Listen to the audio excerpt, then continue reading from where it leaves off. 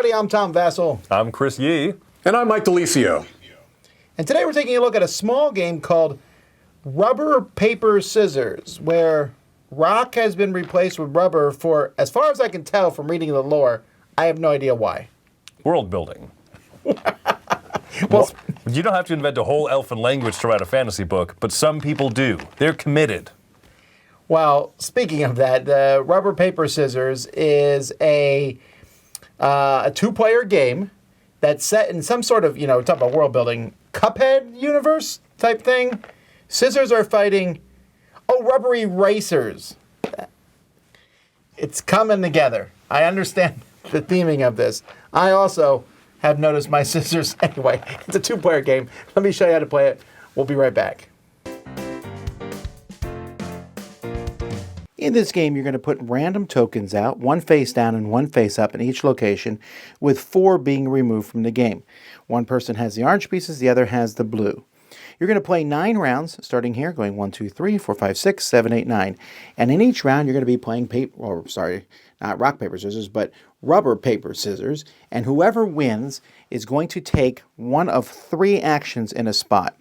The 3 actions are take the face up token, take the face down token, revealing it, or putting one of your pieces in. Whoever loses gets to take one of the remaining 2 actions, and then whoever wins gets the 3rd action. And then you go to the next one, and you'll do the same thing. Now, as you're collecting tokens, there's a way for someone to instantly win. If someone gets all 3 crown tokens, they win the game immediately. Now, that could possibly not happen because, the crown tokens get split between the 2 players, or they might not even be in the game at all. So you have to keep that in mind. Crown tokens are worth no other points. Otherwise, after you've gone through all 9 rounds, each row, column, or diagonal that you have 3 of a row in, you'll get 3 points for that. So this would be getting orange 6 points. You also get 2 points for each of these 2-point tokens that you see here. And then the tape, skateboard, and glue gun will give you points based on how many you have of each. 1 for 1, 2 for 2. If you get 3, you get 5 points. If you get 4, you get 3 points. But you get 8 if you get all 5. Then you can also play an advanced way where you replace the +2s with tokens that give you bonus points for having different kinds of items.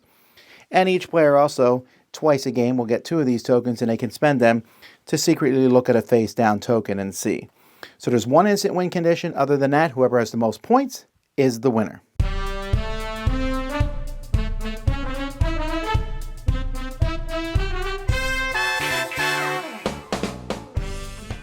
Mike, do you like rock, paper, scissors?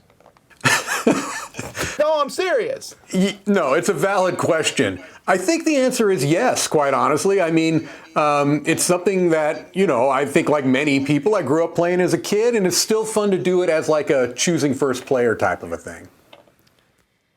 Yeah, I mean, we use it all the time at home, and I never was a fan of the whole rock, paper, scissors, lizard, Spock, I think is the combo. Yeah, the five or 6 way. Yeah, it's very fine. I don't tend to love games that use, like more complex games that use, for example, rock, paper, scissors combat, like Heroes of Land, Air, and Sea. That doesn't speak to me. But this package immediately jumped out to me. It was like, well, okay, so what are they going to do with it? Yeah, but that's the thing. I mean, there's 2 things my son forced me to do. One is rock, paper, scissors, and then the other is tic-tac-toe. You go to a restaurant, tic-tac-toe is always on the menu. He's like, let's play tic-tac-toe. I'm not interested in either one of those, particularly for a long period of time. And this game is the combination of those. And yet it works. Why? Well, let me ask you a question. When you kind of read the rules such as they are, or even looked at the back of the box, I mean, did you have any expectations that this was going to be any type of a game whatsoever? Because I can tell you, when I was playing it with somebody, it's a 2-player game, like you said, I told them straight off the bat, I said, I've never played this. This has a high probability of being one of the worst games you've ever played. I said, okay, look, it's rock, paper, scissors, and it's tic-tac-toe. I said, I feel obligated to play it because it's just such a ridiculous concept. And then we played it, and then we both kind of did that thing where we looked at each other and were like, oh, we got to run this again. Yeah, I would actually say that I had a good impression from reading the rules because I was like, there's like a little set collection. There's some smart mechanisms thrown in there as well. And of course, as soon as you say, also if you get all 3 of the golden medals or whatever they are, you instantly win the game. I was like, okay. So we're leaning into this silly. I like that. I think that one rule, if it wasn't there, the game would not be as interesting. The fact that getting the 3 crowns, which there's a very high chance one's in those 4 out. I mean, a very high chance. Absolutely. And yet you're like, but maybe. But maybe. And the first time, as I played this with my son, the first time we played, we had very even scores. And he was like, who cares about the tic-tac-toe part? So the second time, he never chose it. And I always got the tic-tac-toes, in which case, by the way, you score so many points you cannot lose. Because it's 3-3-3, 3-3-3, 3-3. And he was like, oh, okay, never again. But I just think that the fix, and I like the pieces. They're funky little pieces. Yeah, the whole look of this thing is definitely helps with the appeal of it. If it had been a really kind of staid-looking abstract with such a wacky idea, it would never have worked, I think, honestly. I think it would have been kind of like... I can't think of the word, but it would have been clashing, I think. The look of the game definitely gives you the sense of what you're playing, if that makes sense. I mean, they leaned into the silly, which I think was definitely the way to go. That kind of retro Cuphead type of a thing that you talked about works very, very well. And the components are really nice for a small box game. I mean, the whole thing, to me, it just exceeded the expectations I had going in. But if I had come into it with high expectations, I don't think they would have been diminished at all. So, yeah, I'm just impressed with the package as a whole. I think that's a good way to put it, where when I tell people, hey, I promise you this is actually kind of a fun game, it doesn't diminish the experience they have. It doesn't have to be a surprise in order to say, oh, this is better than it sounded terrible or something. It looked terrible. And when I've played it, it's just fun that you sit there and go, that moment of, I lost, I get to choose between one of the 2 remaining options. It's often a really nice choice. Yeah. Do I take the token that I know what it is? Do I take the one I don't? And so I love that even if you're the loser of the rock, paper, scissors every single time, which statistically is low, but if you manage to, you could still end up feeling like you accomplished a lot.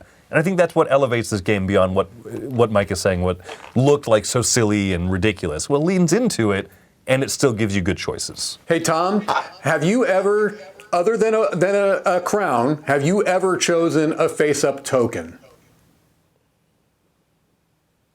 Look, that's not... that feels pointed. No, of course not, because actually, though, Mike, I often take the X or the O, because Right. I find that to be fun. You favor the tic-tac-toe. I do. I obviously take a lot of times the face-down token, but when you have a set, that you're like, perfect, I know what I want. It happens often enough that I'll take the face-up token, and then I just sit there and go, please be crap, when the other person takes the last one. I almost always take the face down. But anyway, so for me, the first time I played this with my son, and we played it a couple times, we were on a train. And it fits on the little tray thing there. And I thought, this would also work on an airplane. It's a nice, small, portable game. And I like the look of it. It's silly, it's fun, it's fast. It's not going to start the world on fire, but I'm giving it a 7.5. It's a very enjoyable little game, easy to carry around, and I wish more small little games were this stupid but didn't feel stupid. You feel like you've actually played a game. And it's going to attract kids who like tic-tac-toe. It's going to attract adults who like rock, paper, scissors. I think it comes together pretty well. I agree. I'm also giving it a 7.5. I think that the set collection is fun enough, and the tic-tac-toeing, scoring points for that is fun enough. But man, you throw those 3 golden crowns in, and you have just a small little twist on the alternate win condition.